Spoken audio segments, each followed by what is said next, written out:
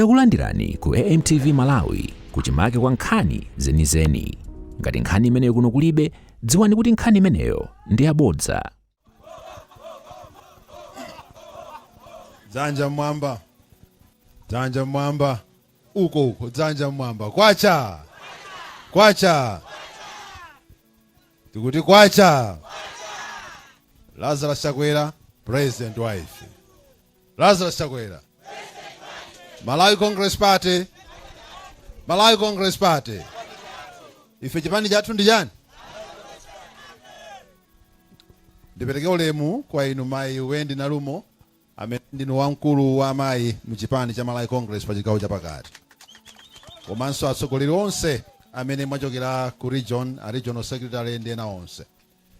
Ulemu kwa inu olemekezeka mayi Maureen Nseula MP kuchokera kuja Mwanza West, amenenso ndinu wachiwiri kwa ajatimati atsogolera ama backbenchers mu nyumba ya malamulo kumbali yathu ya opposition. Ulemu wanu olemekezeka Bambo Lawrence Chazia, mwini wake wa mudzuno. Ulemu wanu olemekezeka Bambo Anthony Masamba kuchokera kuja ku Mchinji. Mwapadera akhansala athu mulandire ulemu wanu David. Ndimafuna mwapadera dera inu a group atonde komanso magrupu onse ndi mafumu onse mulandire ulemu wanu. Ndabwera ine mujafurokozera kuti kuchipaniko adatipatsa ntchito, ndiyo yakuti tikhale otsogolera za kampeni zochitika panozi. Ndabwera kuno kudzagwira ntchito. Ndimatero kuti nkamaliza kuyankhula ine ndibwezera kwa ine akabwaloli kuti nkhani ikwere mtunda kwa mayi Nseula amene ndi mlendo wathu olemekezeka mu tsiku lino la lero pa msonkhanowo. Mukaona olemekezeka amayi Nseula ndi wachichepere ati ndi amene kunena zokuti mayiyu ndi mayi Nseula atu ndi musati ndi wachichepere numuli anyamato makuwira pano. Hayi. Koma chimene tikuchita ife ku Malawi Congress Party ndicho ufuna kuonetsetsa kuti mmene padachoka akuluakulu na masuntha na mapereka upangiro osiyanasiyana, koma achinyamata adzidzukanso na apatsidwa mphamvu zoti akhoza kukhala pano nkutsogolera chimsonkhano chachikulu ngati chino. Kutere kulemekezeka mumve kuti ife tikamakuonani sitimakuonani ngati MP wa ku Mwanza West chabe. Tikuonani ngati munthu wamkulu amene mukhoza kutsogolera achinyamata anzanu kwa zoti inuyo zinatheka bwanji ndi inu mukhala MP nawonso zikhoza kutheka. Mokuti mutopa nafe fatiyenda nanu mujoyina ndi anyamata anzanu awaso adanchita ndevuzi ndi achinyamata omwe awo. Mukasuzumira mu nyumba ya malamulo muona kuti pamene yatambalala anyamata a Malawi Congress Party ndi wena mula anyamata ambiri. Kotero ndi cholinga chathu kuti achinyamata atenge nawo gawo pa nkhani yomanganso chipani ndi kumakonzekera zobwera kutsogolo. Koma kubwera tabwera akulu awa tabwerana nanga sinkhaniyo ndiyambire pamenepo ndisadalowe kwinawo. Zonse zoti mukavoterere nkuluyu ndikufotokozerani, koma ndimafuna ndiyambe ndalanga iyeyo chifukwa zioneka ngati kuti mumvotera, zioneka ngati wawina kale uyu. Koma nena kale mayi Wendi Nalumo kuti sikuti mukamati wawina kale musakavote ayi. Chifukwa tayiyambira kutali nkhaniyi kubwera nene mafunsa ngati chisankho idachitika kale kuti khansala kuno ndani akuti ayi khansala kuno koma David. Ena ndi wanati omwe ati David. Then mati tsono kumeta wangometa lero ngwandivu zake ana akungoti David. Koma akulu ndimafuna nenechi. Mukaona Lawrence Chazia anthu akumamukonda pena paliponse ndi nkhani yakudzipereka kutumikira wanthu. Nkhani yake njodzipereka kutumikira wanthu. Munthu ukadzipereka kutumikira wanthu anthu amakukonda. Koma ukadzangoti udzitukumule nakasi ukhansala akakupatsani tiona pobwera wameneko mwayamba opolisha saba. Sindu ninjosa polisha lina iyi simatenga polishi. Koma chinsisi chofuna kukhala mtumiki wabwino ndiye kutumikira wanthu. Chifukwa amene mufuna akavote ndajopa ndasiripasipo. Asiripasi zoboka. Na amene muti akavota amene adzadzuke mama wakusiya mabanja awo ati akavotera inuyo. Inu pochoka amene muyamboyerekedwa mukhala inu. Mukhala inu. Tsono anthu awa ndi mabwana wanu. Mabwana anu ndi amenewo. Chisisi chimenecho amachimvetsetsa kwambiri Lawrence nkhani yake kwambiri imakhala yakumudzi kwawo ya anthu akwawo. Ngati pali munthu amene amagundika kwambiri nzakunoko ndiye ndikulala pano. Ife sizidadabwitse kuti mumbiri ya dziko lino ukapeza kuti constituency ina umotayambira odikirira ameki mmene ayambira odikirira tufuna opikisana adzapereke mayina awo kuona kuti dzina lubwera limodzi lokha. Ameki nkukalengeza kuti koma tukuku zatha nkhani zonse anthu sakavota pa MP chisankho chatanikali chathakale. Ndi inunso chimodzimodzi anthu yawa mwako ndikhalani pansi mwene.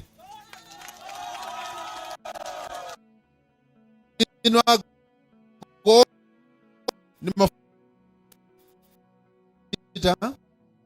mbobe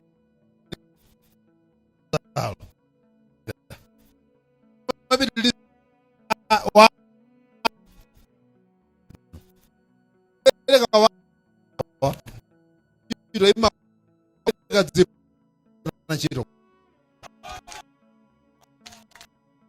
kuna wanu ngwanu mwanayo tibwera naye mudzamuone. Koma ndimati nkupatseni uthenga wokuti Chakwera ali bwino kwambiri. Timapita timakacheza naye ku ofesi ya chipani amabwera ali bwino kwambiri ndipo thanzi losayamba. Ndikati thanzi losayamba ndikutanthauza kuti thanzi la Chakwera losayamba ali thanzi labwino kwambiri. Koma abwera kuti adzakuoneni. Chimene ndifuna kuyamikirani nchokuti mutabereka inu ana kuno mubereka Lazaro nakhala president wa dziko mu nthawi ya iyeyo wanthu yawo amataka lima amapindula ndi ulimi. Kutereko anthu yawa amadziwa kuti ifeyo timalima ndiye timasunga yapa choti tidye. Chinachi timayamboyang'ana uyati agule, akatigula tiguleko malata, akatigula tiguleko soka fetereza kena titani tisunge.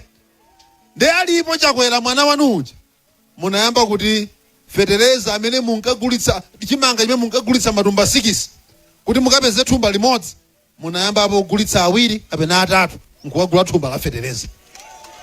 Inuyo munda umene mmalima mukalima mutulutsa matumba 3 mmati awateniwa tisunge idye chaka chino, koma titengepo wenawo mmatengapo matumba 18 kukagulitsa ukapeza matumba 3 afetereza. Ndiye kuti mmatsala ndi awiri oti mugulitse mwina nkugulirako kachitenjo nhomayi. Koma pa matumba 20 otsalaja nthawi ya mwana wanu Lazaro Chakwera mumatengapo matumba 9 nkugulitsa nkukagula fetereza wanu mutatu mumatsala inuyo matumba ena 11. Ndiye kuti yachitenje inayamba otsala ya matumba 11 pano yachitenje otsala matumba anga fetereza wadula mtengo. Ulimi sukupindulanso. Ulimi wa phindu unabwera mwana wanu uja. Timati tikuthokozeni. Mwana wanu uja amadziwa kuti munthu kuti avulale kumudzi ndiye kuti chilichonse chimene angagule tikangoyikapo msonkho wanthu akumudzi avutika. Lero wena akumanena zoti chimanga chatsika mtengo koma sadalimepo chimanga munalima ndinu. Chimanga abwera nkudzalanda nkukuwuzana alimi kuti mudzigulitsa 20,000 fetereza anatsika mtengo fetereza. Ndaa kuti fetereza mwagula modula uja koma mukamalize chimene chili kumunda chovutikiracho akuti mupite nacho akauguleni 20,000. Ndiye mukabwerera mukagule sopo uja wakwera mtengo, mukagule chitenje chakwera mtengo. Chilichonse chimene mukagule mitengo yake yatani yakwe. Anthu akhala ndi moyo ayi akuti simenti watsika mtengo. Takwezani mkono amene mwadya simenti le. Amene mwadya simenti takwezani mkono. Akuti simenti wakwera mtengo. Takwezani mkono amene munakagula simenti sabata ino. Ndi matama kamena mutaloza anthu ali apawa kuti agule simenti amayamba aganiza kanayi. Choyamba anthu yawa akhale nchakudya. Anthu yawa akhale mpokhala. Wana awo apite ku sukulu akhale nchovala akhale nsopo zawo zonsezo zakwera mtengo. Koma ndikuthokozeni be mwana wanu uja adatsitsa mitengo ya zinthuzi. Mwana wanu uja anamanga masukulu. Mwana wanu uja analambula misewu. Mwana wanu uja zipatala ananjata. Ndetu funa tikuthokozeni inu mafumu akuno. Wacha. Wacha.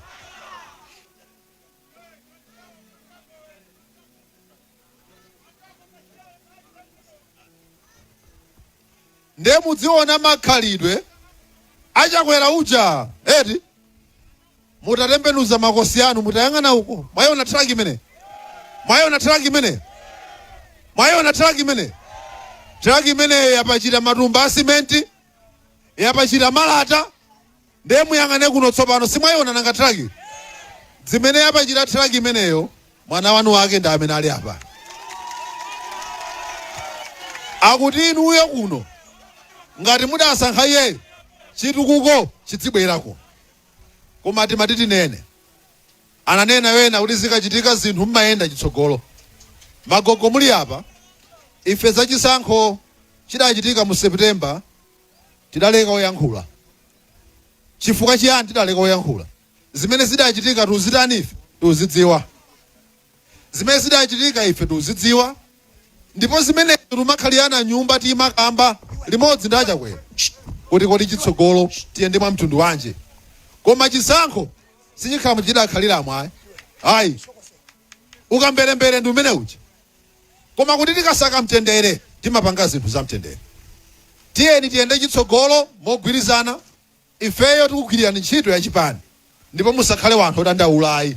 Tikamati chipani cha Malawi Congress weni wake ndi inuyo amene muli pano. Chisankho chimene chikubwera takupemphani kale kansala we kamuvotereni cholinga zichazuchitika zokuti wanthu akhala alipo ambiri parliament amafuno mango pititsa malamulo ena ali onse chifukwa alipo ambiri akakhala ambiri amafuno mango kuwa zina zili zonse mukatsatira nyumba ya malamulo katuyankhule chinthu cha nzeru wena akukuwa chifukwa choti chani akuti alipo ambiri akakhala ambiri amene aja nkhale pofuna upanga zinthu zokomera anthu akudera adzingokuwa chilichonse. Kotero osawaonjezera nyonga. Patsani nyonga mwana wanu kuno akafunse mafunso kumene kuja. Zafetereza zenizenizi ndinamva ina akuluakulu akuboma akuyankhula pa msonkhano ku Phalombe. Akuti amene aja ali kwa amawo alolima soya atifetereza tidawamana.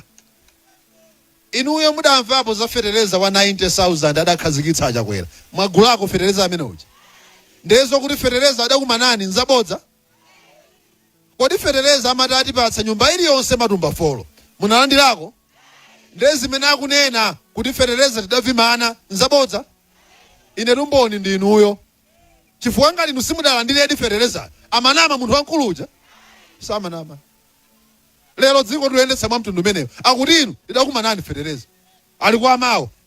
Alolima soya. Yankhula adi mchiche wa yochola bwino dzimviro mveka kuti tunena wapakatiyo. Nkutelo khala. Ndikufuna nkuuzeni tiyeni tiyende chitsogolo. Olemekezeka onse tiyeni tiyende chitsogolo. Mafumu athu mwatandaula za mwana wanu mufuna mumuone abwera chakwera mudzamuone. Ndakuthokozani takondwa tipitirize kukhalirana mwa mtendere maso tidziyang'ana kutsogolo. Zimene mukupanga ndi olemekezeka ajaziya zitukuza kudera zisamalireni chifukwa akuchita olimba nazo. Akaona chonchi mmakanema kuti chikhwimbi chimenechi bwanji mona ayamba kumana zinthu zina zachitukuko. Nanga si style yawo ndi imene. Kuteko kuyankhula tayankhula pano ukumva pofika unyumba Land Cruiser ya polisi ili panjapa. Machimo ake ndi amene wawo. Machimo alero ndi amene. Kuteko kutuma wopo onena kuti udatsogolera adziko. Lero mumanyamuka anyamuka president akuti ndapita ku private trip. Uona dziwanthu dzamuzungulira dzimbirimbiri. Misonkho imeneyo mwalipira ndinu. Koma akuti apita kucha private trip. Ndege yokwera yolipira amalawi. Koma atinja private trip. Miezi 3 ma private trip awiri. Uko itere 5 years. Miezi 3 ma private trip awiri. Pakutapa chaka ma private trip 8. Potadzaka 5 ma private trip 40. Tikwanitsa ndege ibwere kunyamula munthu kupita naye ku John ka 40 tikwanitsa misonkho yake imeneyi.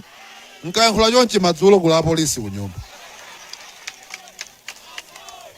Mabungwe adatha kalekale akuti mabungwe onse sadzinyalala mudzimu. Bungwe la mkazi wa president lero angobwera president uja akaziwa akakhazikitsaso bungwe licha ndi abambo mmawa mwake nkulengeza nangasi amayiwa ati bungwe lawo losesa zinyalala. Abambo mmawa ulengeza akuti paliponse padzikhala chonyamulira zinyalala. Sikunenera amalonda kumeneko. Chifukwa ngati m'mudzi muno mwabwera wina watsekula golosale apa ndakugulitsa kachakumwa kake kotchedwa chaziya. Eti nkuona chaziya mmawa bwera ulengeza akuti wana onse m'mudzi muno asamwe fanta adzimwa chaziya. Malondawo sanenera akazawo. Ndakuti ayi paliponse pakhale zotera zinyalala koma akazi wawo akhazikitsa ati chosesera zinyalalazi. Ata dzayambiranso zinthu zichi. Nkayankhula chonchi madzulo ano wakumaula. Ambuye akudalitseni ndibwezere kwa olemekezeka pangolini wati. Pano ndipo panalinso mkulu wokopa anthu mu chipani cha MCP amene wa Moses Kunkuyu. Tikulandireni olemekezeka. Tokozi. Uthenga umene munabwera nawo kunoko ndi otani kwa anthu a chipani cha MCP? Anthu awawa osakhala a MCP okha koma anthu onse amene asonkhana pano pawa komanso chifukwa inu mumatithandiza kuyankhula kwa Amalawi onse. Uthenga wake ndi wakuti choyamba chisankho chidachitika ndipo tinadutsa pamene paja koma chiyembekezo cha Amalawi chimakhala chakuti akati boma ndoti watumikire mofewetsa moyo wawo. Ndi anthu awa timafuna kuti tione maumboni kuti kodi chipangire cha chisankho moyo wawo wafewa. Anthu awa amadalira ulimi kwambiri.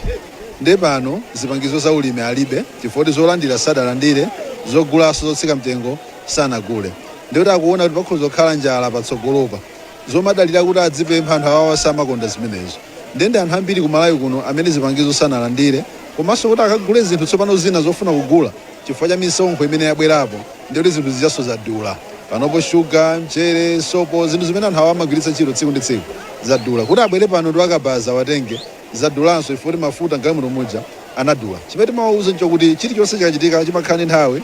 Gwirani ntchito molimbikira mu nthawi imene mulimo ino pamene mungayesetsa kuti mupezebe zipangizo zodulazi nkugwira ntchito limani mukumayang'ana kutsogolo. Panopo si nthawi kuti atengeke nkumapanga zinthu kapena zandale. Ndi nthawi yokuti mabanja awo choyambirira ayang'ane m'manyumba mwawo kuti kodi iwo akhala bwanji m'manyumba mwawo, alimbikira bwanji pakhomo pawo kuti ana awo apite ku sukulu. Ifoti kuona apa zikamamveka kuti sukulu ndi yaulere, sekondari ndi yaulere, awa amayankhula apa ndi makolo awawa nawo akuona zoti feyo tikulipira ku sukulu zathu achosapena ka 10,000 kwake koma sizimene adatiuza kuti zichitika. Ndi anthu awawa kulira kumene ali nakoko tikuwauza kuti ayi mwina kulira kuyambe kukhala pansi teni tikalimbikire kugwira ntchito kumunda kupeza kuno kuti malimbikira ndikale teni tilimbikire kugwira ntchito zimenezo. Komanso timawapempha kuti pofuna kuyendetsa dziko asamayang'ane za dera lokha lino koma adziyang'ana chimene dera lino likhoza kuchita poyendetsa dziko lonse. Ndi dera linolo lili ndi MP komanso pali chisankho cha makhansala. Ndekuti atati apereke khansala amene akagwira ntchito ku kansolo kuja koma kansolo ije ikupanganso zimene dziko lonse likhoza kupanga. Ndengati kumene kuja tingamango unjika anthu mbali imodzi fota akuti awa ali mboma akhala amene aja opanda owatsutsa. Amene ali mboma akakhala opanda owatsutsa zizipangira zimakhala ku parliament zoti akafuna kuvota pa chinthu akufuna chiyende mbali yawo. Nkhale mufuna ukamba mjetina akambira ifoti misonkho iyipa Malawi ayi anakakamira abomawa mpaka misonkho ija inakhala ndi zili mbajetizi za misonkho zokhazokha. Tsona akachulukana iwo aja akaona pena kuti kuyankhulapo zokhangati awapanikiza mona akazimitsa magetsi akupanga njira zina zonsezo ifota achulukana. Ndi nkofunika kuti sawapatse mphamvu zambiri ncholenga kuti demokrasi kunja kuno idziyenda Amalawi akhale ndi liwu lochulukira. Faulo zitakhala kuti zachita kusintha mwa mtundu wanji Amalawi adzafunabe opposition ya mphamvu yokuti dziyankhula mwa mphamvu. In English, can you just tell us what message did you bring to the people who gathered here at the Tony? Mainly it's a message of encouraging them that we have gone past the elections and we have a new government now which is doing what it is doing, some of which is what it knows better. When it comes into power, we talk of new taxes and the taxes are being failed by these people. So we are saying we have gone past that. Let's go back to the fields and work hard. Let's work hard so that we do not have hunger in our homes. Let's alleviate hunger in our households. We know that they were promised fertilizer. They have not been given that fertilizer. It's these people who are saying that. They were told that their children will be going to secondary school without paying any coin. It's these parents that are saying, we are still paying. For them to get to this place, Raide Gabaza, they have to pay more. Sugar in their household, salt in their household, soap, all prices have gone high. Why? Because government has put taxes on every commodity that they use in their households. What is the solution now? They still have to work hard. Let them work hard in the fields, because if they do not, then hunger will stick in their homes. Politically, we are saying, if these people, those that are in government, are having a numerical advantage in parliament, we have seen what happens. They bring taxes. We try to argue with them, try to advise them not to meet these taxes on the people. they still do it. Now people are suffering. Why? Because they have numerical advantages in parliament. If we give them more MPs, we are giving them a leverage for them to keep killing Malawians. So Malawians are going to die. We are saying, let us give them a tough ride so that Malawians win at the end of the day. Not a tough ride for political gains, but to make sure that when we say something in the House of Parliament, when we say something at the Council, they should pause and say, let us listen. This is for the good of the people. But as it is now, they're just bringing anything on the floor of Parliament as they wish. They are dominating the discussions, and that is not good for the democracy. Osaiwala kupanga subscribe ku channel ya AMTV Malawi.